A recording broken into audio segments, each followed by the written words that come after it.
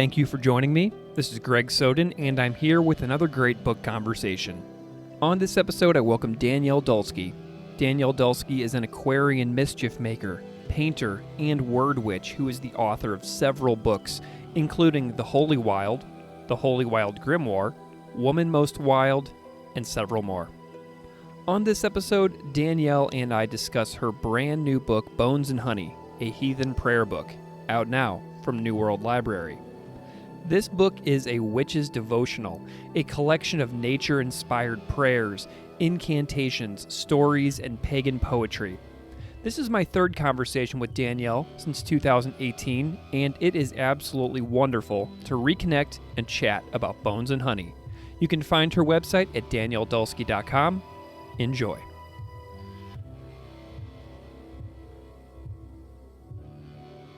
Danielle Dulsky, thank you so much for joining me today. Thanks for having me back, Greg. I am delighted that you're here, Danielle. I love our conversations that we've been having on various podcasts over the last several years. For listeners out there who don't know who you are or maybe haven't heard any of our previous conversations, can you go ahead and introduce yourself a little bit to the audience so they know who you are and what you do? Sure. My name's Danielle Dulsky. I am an author, a painter, a word witch, and a mother of two wild sons, soon to flee the nest. Amazing. So that's where my heart is right now. Fabulous. Well, you and I have collaborated and had some wonderful conversations in the past. The first time we ever came across each other was to talk about your book, The Holy Wild, which I put out in October 2018, and then Seasons of Moon and Flame, which we talked about in May of 2020, which was a very strange moment in human history. And I loved that conversation as well because we talked about the strangeness of that time. But I'm pleased to welcome you back for your new book, Bones and Honey, a heathen prayer book, released November 7th, 2023 from our friends at New World Library.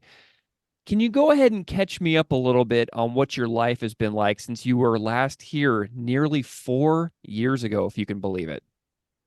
I can't believe it. Yeah, I was thinking about that the last time I spoke with you, it was sort of in the very beginning chapter of the global underworld story, and now we're maybe, I don't know, still in the beginning, I think, but not the first chapter anyway.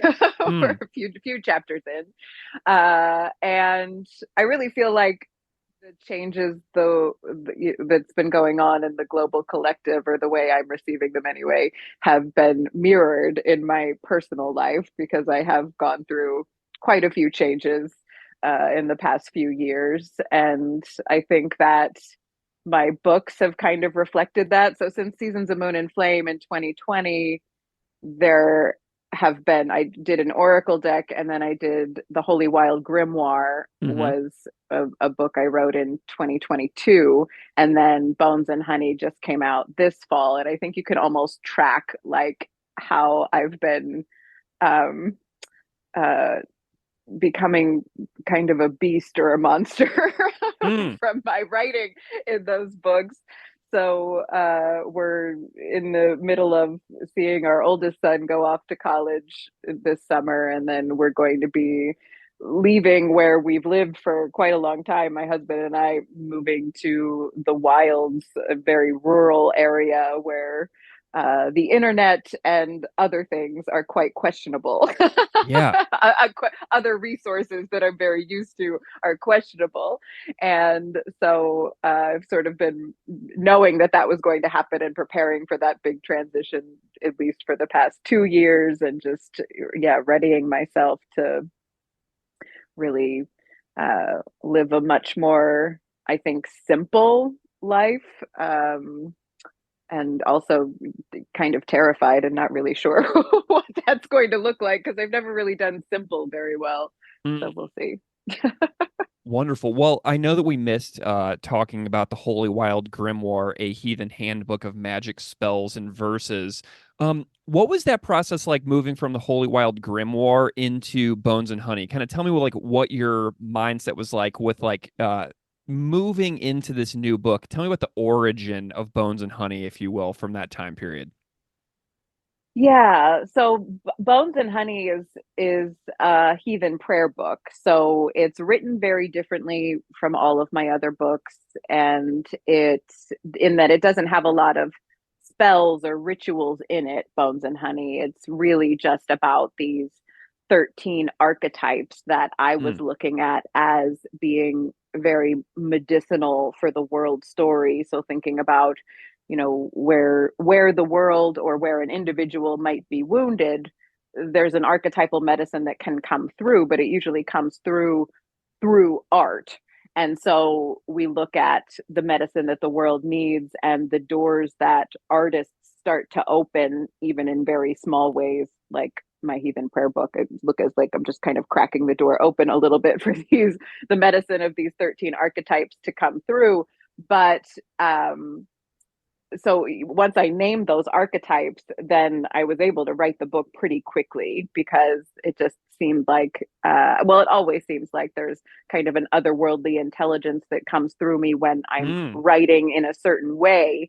But that way was able to be amplified in just writing these prayers in Bones and Honey. Like I think about my previous books, they're more traditional nonfiction. So I'm having to kind of I call it like a kind of spiraling out where I have to really assess and make sure what I'm saying makes sense.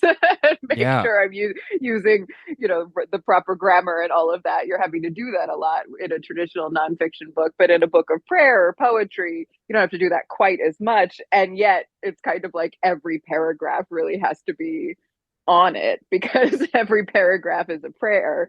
So, it was really allowing what I would call my muse to come through in a much more pure and loud way all the way through that book. So I was able to write it surprisingly quickly mm, compared to my other books where I'm having to, you know, check my references and do all of those things that we do. sure.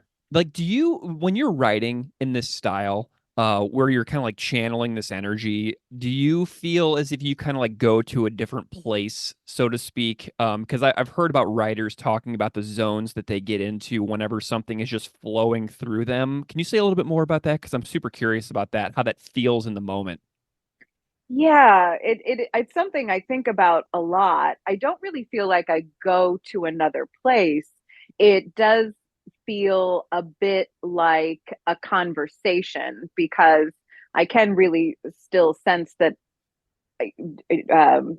academic writer Danielle is there because Hmm. she's the one that's having to put the period in the right place and do make sure the sentence is structured in the right way. But then there is this kind of dance between her voice and this other voice that certainly doesn't care about grammar or punctuation. And it's really coming through in terms of the language. So when I'm in that zone, I tend to see what I'm about to write first. So I see it and then I'm kind of describing it. Mm, So that thing that I see, that's what feels like it's coming from something beyond me, what I would call the wild unseen.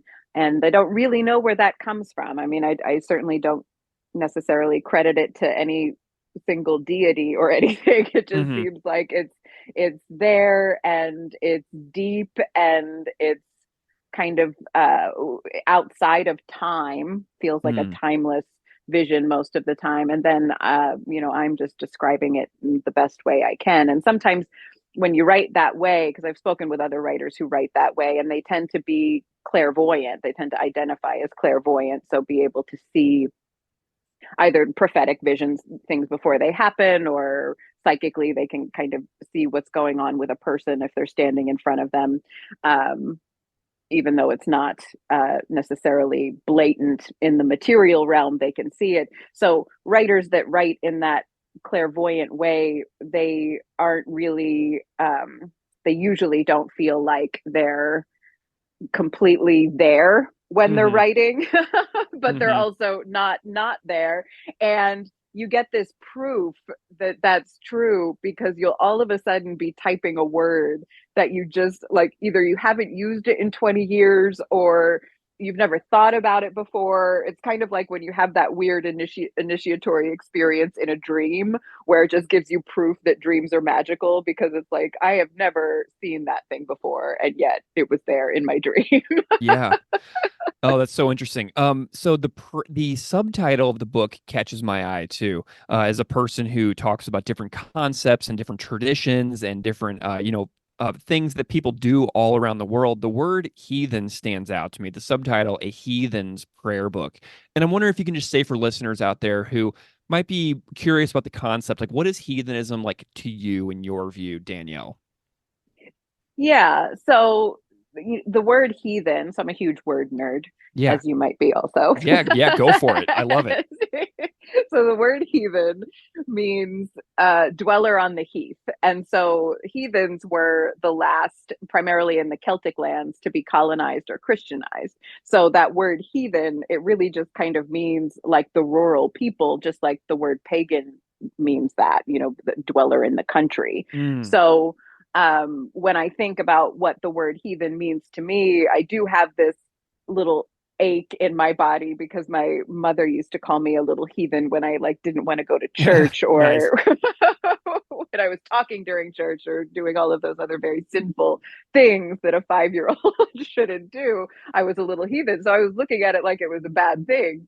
But then, of course, getting older and feeling very kind of seduced by witchcraft and the things that were forbidden as a child, the word heathen became much more interesting than it was when I was a child and just being called it like it was something derogatory. So heathen to me now is all about constantly, I mean, almost daily, asking myself, what does it really mean to live on untamed ground? Mm.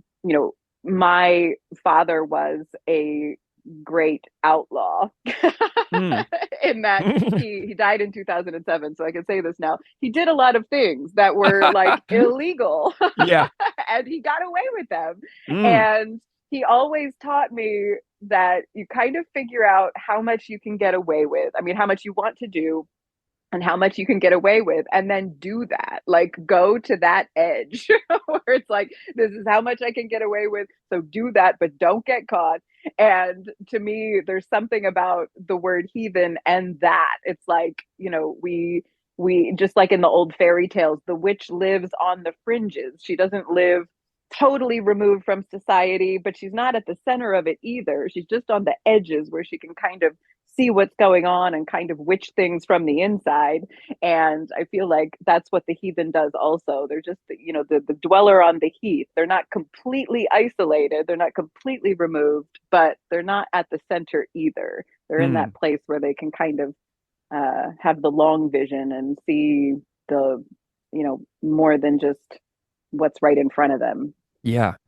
Okay, Yeah. so we're talking in the morning right now, and interestingly to me, Bones and Honey opens with like a reference to the importance of how people start their days, which I really enjoyed. You refer to Yeah. the early mornings as our time of ageless wandering, which I really loved that description. I'm wondering, like, just generally, like, how do you start your days? Like, what's your routine like? With your like views on the world and like the writing that you do. Tell me a little bit about how you start that ageless wandering moments in your day-to-day life. Yeah, well, I am a huge word nerd and I'm a huge dream nerd. So I do really tend to my dreams before I even get out of bed and then in the moments after. So if my children are here and they haven't gone to school yet, they know that the first thing mom asks them in the morning is, what did they dream about? And then did they write it down? Mm. And I'm lucky because my older son now is in a psychology course where his assignment for the entire year was to track his dreams. So I have like a backup from his Mm. teacher. But I think it's Dr. Estes says we all wake up as children. So there is that few minutes where you're kind of still in that alpha state when you wake up, unless you wake up with an alarm, which I'm lucky that I don't usually have to do that. I mean, sometimes I do, but usually I don't. And I can be in that place where I'm just remembering what I dreamt about and really trying to hold on to it and not trying to figure out what it means yet, because it won't mean the same thing to me in that weird upon waking state as it will once I'm coffeeed and moving Mm-hmm. around. And so there's kind of a divide. And I also do this practice before I get out of bed where I ask the mystery to show me three objects that I will encounter at some point during my day. And so I'll see these three strange things, and they are usually strange and they don't usually make sense. But then as the day goes on, I do usually encounter at least one of them. And usually that happens within 3 hours after waking up. And I'll be like, oh, that was that thing. Mm-hmm. So that's an important practice. And then in terms of my very disciplined witchcraft, after Mm-hmm. everybody leaves and my house is empty, because I'm also lucky that I do usually have that in the morning, I'll go to my altar and I'll light my candles and I'll sort of set my intention for the day and make offerings to my ancestors, and all of that, even though it sounds elaborate, takes just a few minutes, and then after that I'm ready. Yeah. Excellent. Well, amazing.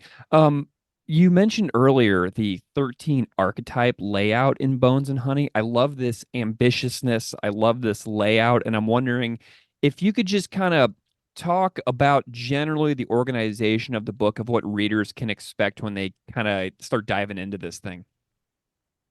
Yeah, so the each chapter in Bones and Honey is dedicated to a particular archetype that, like I said, I was kind of feeling like these are all medicinal archetypes. I on purpose didn't really go into the shadow side of these archetypes, even though Mm-hmm. each of those archetypes would have a shadow side, a kind of more twisted version of that archetype. For instance, the pagan warrioress. I mean, we of course don't want to be at war all the time or engaging in our personal battles all the time. And yet, that warrioress archetype can be medicinal when it's about training and preparation and sort of gathering the tools that you need for spiritual initiation, for example. So each of the 13 chapters, they're called the book of the pagan warrioress or the book of the wounded healer. Mm-hmm. And then within each book there are 13 different prayers, and most of those are just 1 to 3 paragraph prayers, and prayer means earnest request. So these aren't necessarily petitions to a deity, they can be prayers to your future self or to your ancestors or descendants. Um, so those prayers are very like petitions or charms in witchcraft, where they are traveling somewhere, but you're kind of deciding what that destination is. So, my hope was that that would alleviate any tensions around the word prayer Mm-hmm. and thinking that it was needed to be to the God of our childhood or something. And some of those prayers are also fairy tales, so retellings of mostly familiar, some not, but mostly familiar fairy tales, and those stories amplifying those archetypes also. Okay, cool. So, something that you and I have chatted about in the past is the strangeness of the world. Um, a lot of the strangeness has become a lot more visible post 2020, but there was always a lot of strangeness there if you let yourself stop and think about it a lot. But Mhm. you write in this book, there's a quote I love, says, "Dire times are marked by the guilt of the visionaries." Love that quote. The book Yeah. often refers throughout to like climate collapse, war, pandemic. Tell me what you were paying most careful attention to, like with regards to the world while writing Bones and Honey. What had your attention? Oh, that's a good question. Um, so I wrote most of it around this time last year. So around this time so around January and February of 2023. And I always refer to those months, but especially January, as being my kind of witch's dark night of the soul, because that's the month that my birthday is housed in. Mm-hmm. And so I'm needing to kind of manage this, I call it my weeping snow hag archetype. Mm. And when I do that, I am a pretty prolific writer. I don't know how great I am in other areas of my life, but I Mm. am able to write really well.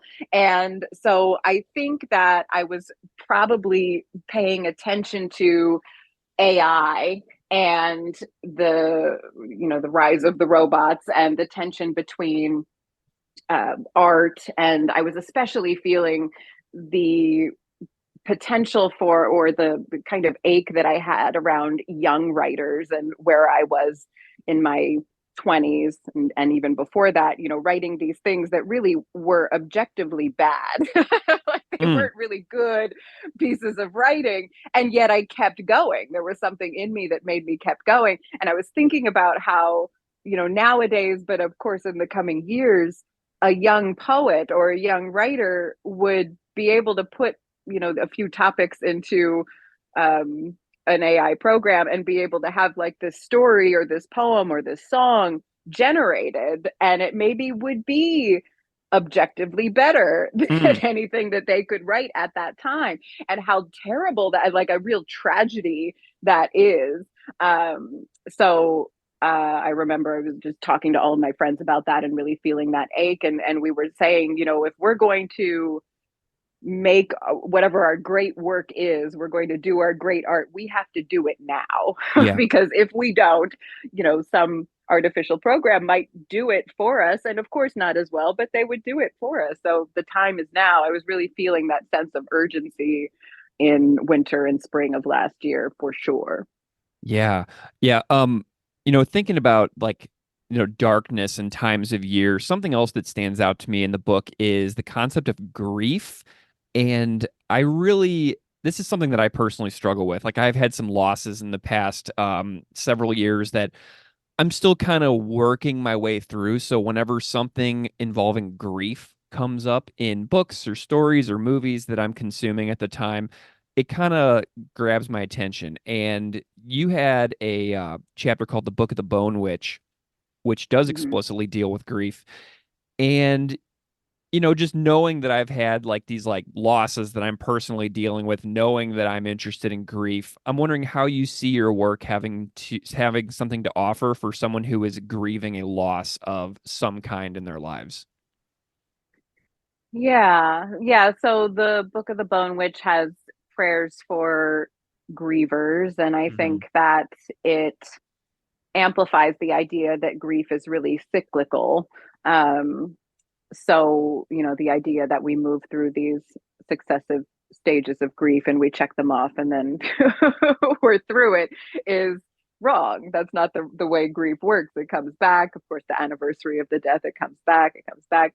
And really, to live in the world right now and be able to just scroll through traumas on your phone and see, pictures of death just when you're in your kitchen, Yeah. is so War. strange. And war, yeah, it's strange to do that, almost because there's no, or partly because there's no barrier. I mean, at least when you're choosing to turn on the news, you're pushing the button on the remote control on the TV, you're making a choice to see that. That you're probably not going to see anything amazing if you're turning on the news, but like your phone, you might just be looking to see what your friend's having for lunch. And Yeah. then you have this terrible image in your on your screen.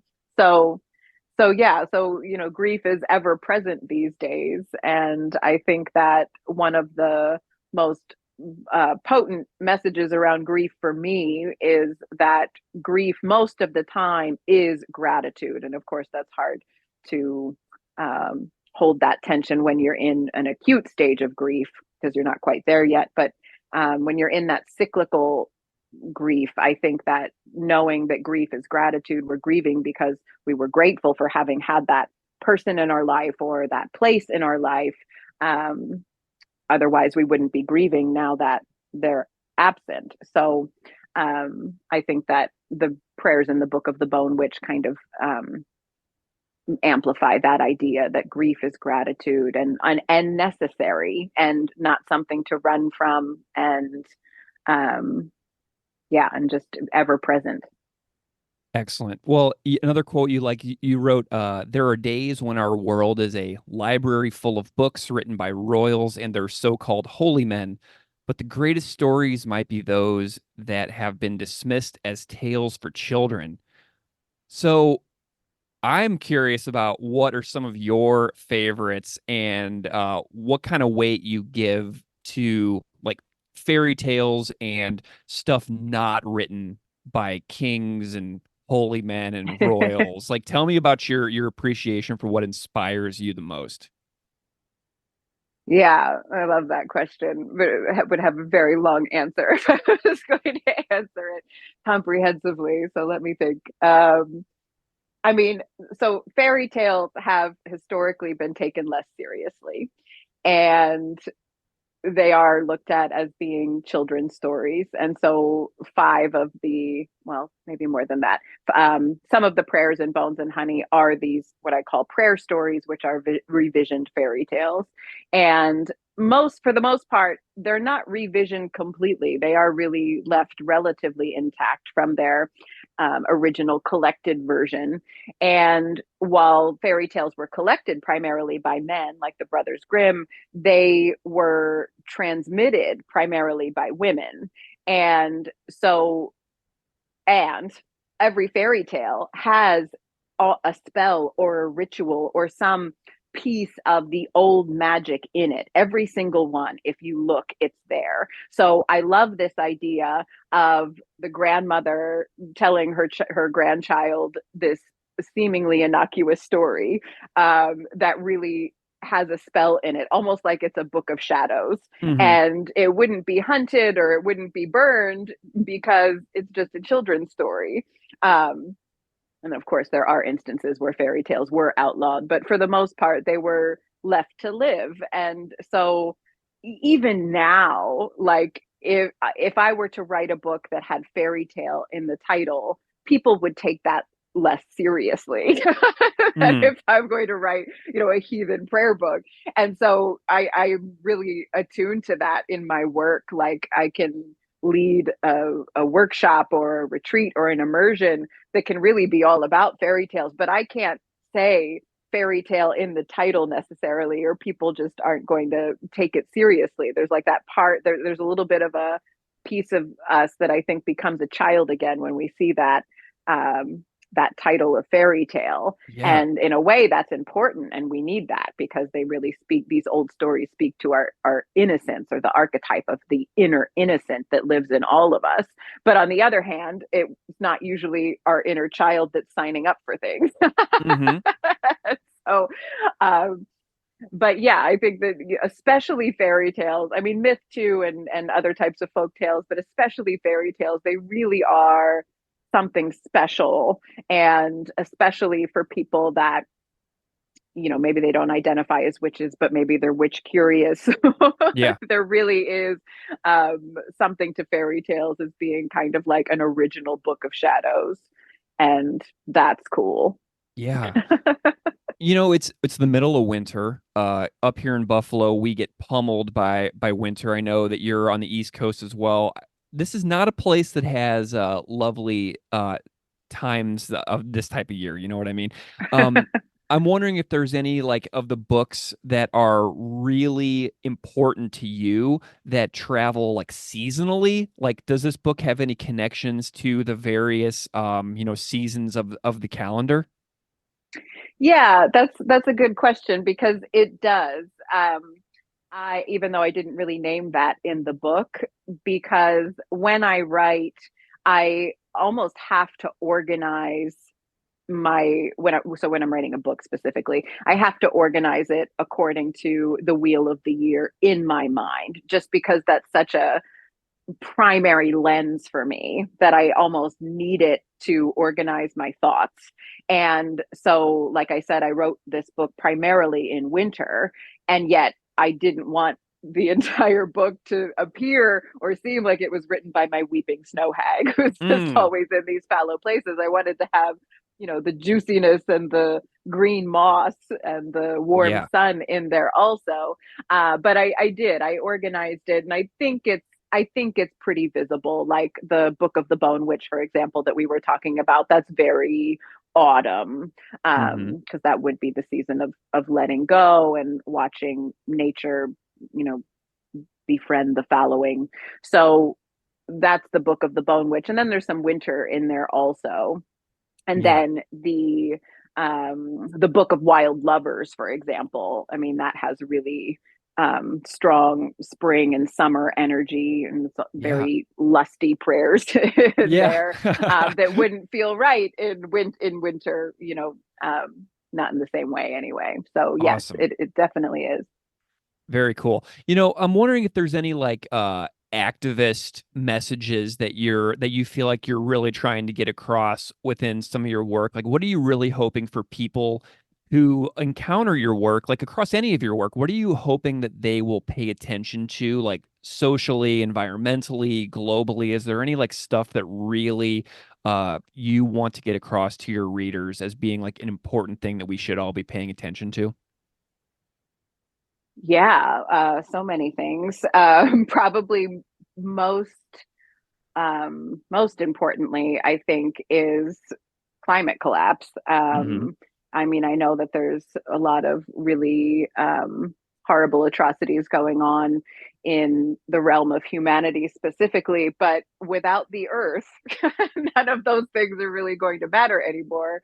So I really feel like centering, saving the planet and befriending really a new relationship between humanity and the beyond human, or the more than human, as they say, that's really what we need to be doing right now. And I think that I go back and forth about this, but most of the time, I believe that everyone that's alive right now, and I mean everyone, Hmm. even the people that we may not want to be here at the same time as us, still, everyone who is here kind of chose to be here for a particular reason. And that reason is to play a certain role in the dismantling of systems that need to crumble and the undoing of certain things. And of course, making room for the new and the healing to rise. But I hold this knowing my body, I'm an Aquarius, so I think this is an Aquarian thing, where I don't really feel like I'm going to see the end of this story. Like, I don't Mm. think that I'm going to be on my deathbed and be like, wow, the 2020s were wild. I'm so glad we came out of that. Yeah. I really think that in this incarnation, I'm here to see a lot unravel and maybe not necessarily see the new come to pass. I hope that my children or my grandchildren do, but I don't really feel like I get to. So, I hold the tension of that, and I think that when we have that long vision, then we of course believe that the planet is sort of the central thing right now. But everybody's here to create their art and do what they need to do, but I do feel there's a grand design afoot. Yeah. Danielle, I have a random question. Mhm. Whenever I think about like witchcraft and heathenry and just like kind of living on like the spiritual margins of like the US, I'm always wondering, I always think about you, because of our Thank you. conversations over the years. But something that I'm really wondering about is how you see what you do and what you care about, like depicted on things like TikTok and Instagram. And I'm wondering if you have any opinions and thoughts on the way that like what you do as your practices in your life, how that's depicted to the wider world, and just any thoughts that stem from that kind of stuff. Yeah, it's a good question. I am still largely unbothered by the way, the witch aesthetic is presented on social media, or witch talk, as they say. I'm 44, so I'm not on TikTok. Hmm. And but I do see what my sons show me sometimes. And it's like when you're new to witchcraft, when you're a young witch, you're sort of learning from the places that you can learn from. And so Yeah. for me in the 90s, that was really like the local witch stores or new age shops. I mean, they weren't local to me. I had to drive to get to them, but Mm-hmm. it was asking the shop owner, the person behind the counter, every question that I had, because we didn't have the internet that I could Google things. And so I don't really know what it would have looked like for me if I did have those social media resources that a newer witch would have now. I can't say that I wouldn't have, um, you know, made those same strange reels about the spell that I was doing, or all of those things that I maybe as an older, more seasoned witch might disagree with, objectively. But I don't necessarily, I don't think they're bad or that they're, you know, making witchcraft too, I don't know, accessible or palatable. I mean, talking about the medicinal archetypes that need to come through in this time of climate collapse, I really feel like the witch archetype is important. So all of those things on social media where we see the prevalence of the witch, I feel like that in the end is good. Mm-hmm. And it doesn't get to me usually. Gotcha. Okay, cool. I just mentioned a few minutes ago about like you and I are both in the US. The spiritual traditions of the United States over the past couple of centuries are probably pretty obvious to most listeners out there by now. And you've been now like writing and making these books for several years, and you're really engaged and entrenched in like the writing world and putting ideas out there for people to consider. And I'm wondering if you've heard from any readers about what kind of impact your work has had on them as far as like putting these kinds of ideas into the, mainstream American society, that people can like, assess their pre-existing spiritual traditions, come to your work and kind of like see what kind of impact you've made on probably like people's lifelong practices. Like, have you heard from readers on how your work has like maybe changed their lives in a couple of ways?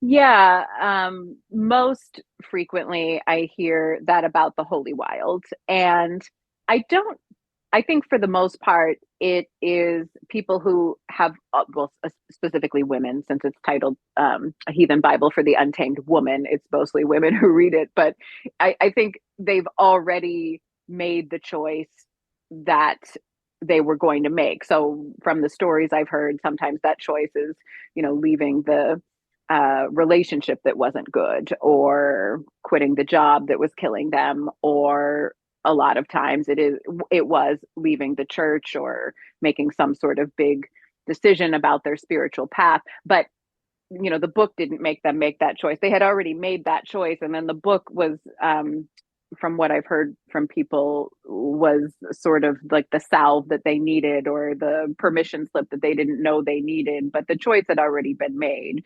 But it was sort of a way of making it make sense. Hmm. um, the choice that they made. Yeah, I still get those messages, even though that Excellent. book came out a while ago. Well, Danielle, what are your plans next? Bones and Honey's out. The Holy Wild Grimoire is out.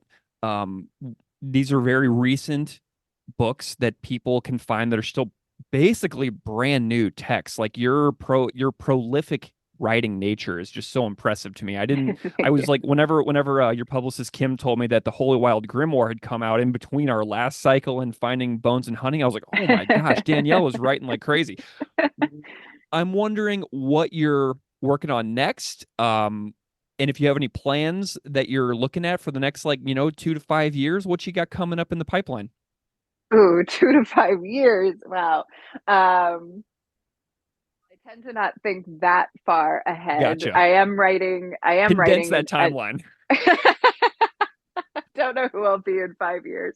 Yeah. Um, but I am writing a new book that I do think this one will take a bit longer.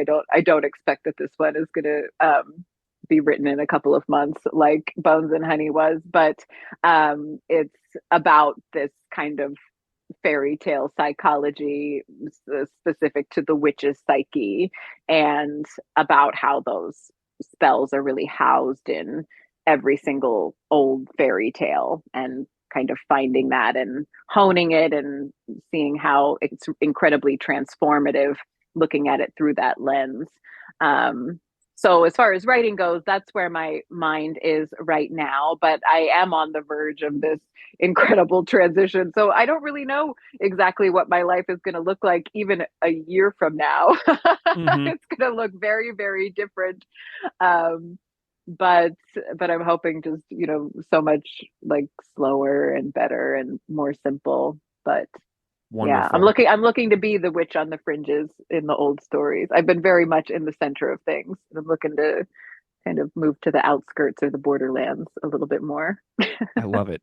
Well, Danielle Dulsky, your new book, Bones and Honey, a heathen prayer book, but also the Holy Wild Grimoire, a heathen handbook of magic spells and verses, among other books that we have chatted about on this podcast over the years, all out from New World Library. I'm delighted to reconnect and catch up after a 4-year gap between our last conversation. Thank you so much for your time and energy and stories and hanging out with me. It means a lot. Thank you so much for being here once again. Yes, absolutely. Thanks for having me back, Greg.